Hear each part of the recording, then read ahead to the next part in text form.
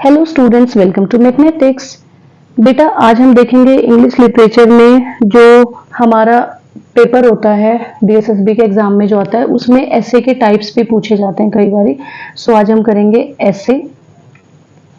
सबसे पहले हमें पता होना चाहिए ऐसे होता क्या है। It is a short composition in prose. ये प्रोज का ही एक छोटा कॉम्पोजिशन है। प्रोज मतलब पोएट्री से हटके जो रिटन और स्पोकन लैंग्वेज है वो प्रोज होता है। Ordinary language which people use in speaking and writing is prose. Given its standard name by French author Montaigne. Montaigne ने ये एक नाम दिया था ऐसे। The word essay is derived from essay which means to make an attempt. ये word जो है वो ऐसे word से लिया गया है जिसका मतलब होता है एक attempt करना। ठीक है, अटेम्प्ट मतलब होता है to try to do something that is difficult, ऐसा कोई काम जो मुश्किल हो और वो करना।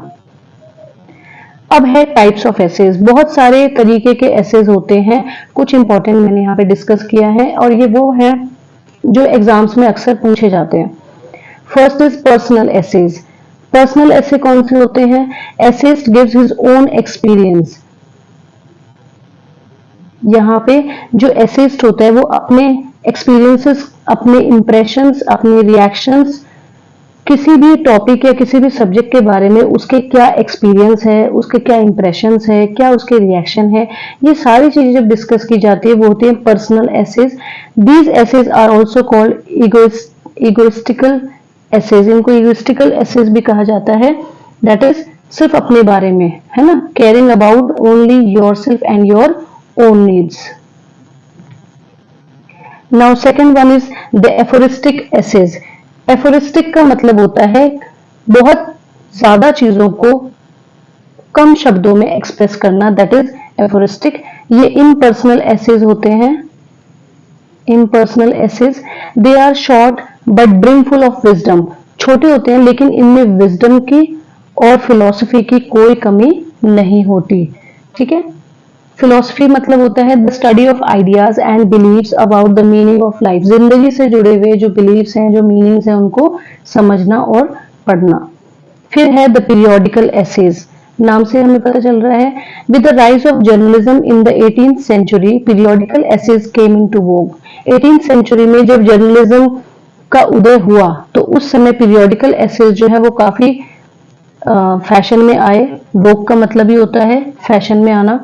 The periodicals appeared in local journals. Local journals जो है उनमें periodical essays आने लगे।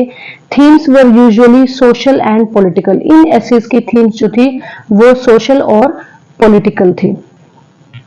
Now the critical journals, ये भी एक तरीके के ऐसे हैं। They came into vogue in 19th century. ये 19th century में फैशन में आए। Published quarterly, मतलब कि 4 महीने में एक बार या 4 दिन में एक बार, तो क्वार्टरली ये पब्लिश होते थे। And edited by well informed critics, और इनको जाने माने क्रिटिक्स जो है वो एडिट करते थे। फिर है नैरेटिव एसेज। ये भी काफी इंपॉर्टेंट है नैरेटिव एसे। नैरेटिव एसेज में हमेशा एक स्टोरी बताई जाती है। Allow to exercise creativity and imagination. अब स्टोरी है तो इमेजिनेशन तो उसमें होगी। Can base them on a particular prompt, किसी भी एक प्रॉम्प्ट पे बेस्ड होके ये होता है। Now next is descriptive essays. Descriptive essays क्या होते हैं? Provide a detailed description of your subject. ये किसी भी सब्जेक्ट का डिटेल्ड डिस्क्रिप्शन देते हैं। ये कोई पर्सन हो सकता है, प्लेस हो सकता है, थिंग हो सकता है या इवेंट हो सकता है। Now expository essays. एक्सपोजिटरी का मतलब होता है कि it explain a topic neutrally. ये किसी भी टॉपिक को न्यूट्रली एक्सप्लेन करता है। अवॉइड इमोशन और ओपिनियन, इसमें कोई भी इमोशन नहीं होता, कोई अपना ओपिनियन नहीं होता। And instead focus on factual information, जो फैक्ट्स के ऊपर इंफॉर्मेशन डिपेंड होती है ये उस पे बेस्ड होता है mainly. Next is definition essays. These are the type of exposition essay that defines a term or idea. किसी भी term और idea को जो define करता है ये वो essays होते हैं, इसीलिए इनका नाम है definition essays. These essays typically examine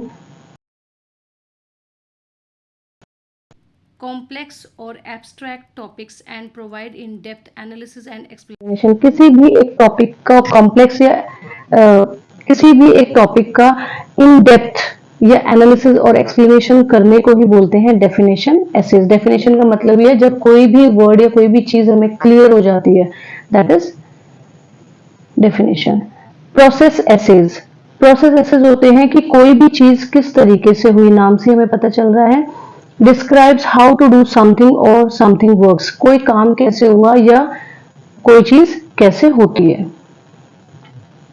compare and contrast essays, discuss two subjects and detail the similarities and differences between them. इसमें दो सब्जेक्ट्स को लिया जाता है, उनकी डिटेल, सिमिलैरिटीज और डिफरेंसेस उसमें देखे जाते हैं। ठीक है, डिटेल देखी जाती है, फिर उनके बीच में क्या सिमिलैरिटीज है वो देखी जाती है, और उनके बीच में क्या डिफरेंस है वो, इसीलिए इसका नाम है compare and contrast essays. Argumentative essays, नाम से ही पता चल रहा है, rely on facts rather than emotion. इसमें इमोशन कोई नहीं होता, सिर्फ फैक्ट्स होते हैं। Try to convince the reader to take a certain side, इसमें रीडर को कन्विंस किया जाता है वो किसी एक साइड को ले, based on the information the writer presents.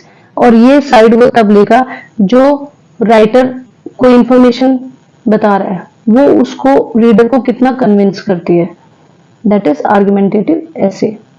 Persuasive, aim to persuade readers to have an opinion, इसमें परसुएड करता है मतलब कि इंप्रेस करता है। To have an opinion, to take a side using facts and emotional appeals, जब किसी ऐसे में हमें कुछ फैक्ट्स दिखाई देते हैं, कुछ इमोशनल अपील दिखाई देती है, तो हम कोई एक साइड लेते हैं, हमारा कोई, हम मतलब परसुएड होते हैं उस चीज से, that is persuasive essays. Cause and effect essays, it detail why certain events और situations led to other events. Cause and effect का ही नाम है, जिससे पता चलता है कि कुछ भी इवेंट्स जो है, जो सिचुएशंस है, वो और दूसरे इवेंट्स को कैसे मतलब जगह देते, कैसे होने देते, कैसे जिम्मेदार होते हैं किसी और चीज को होने के लिए।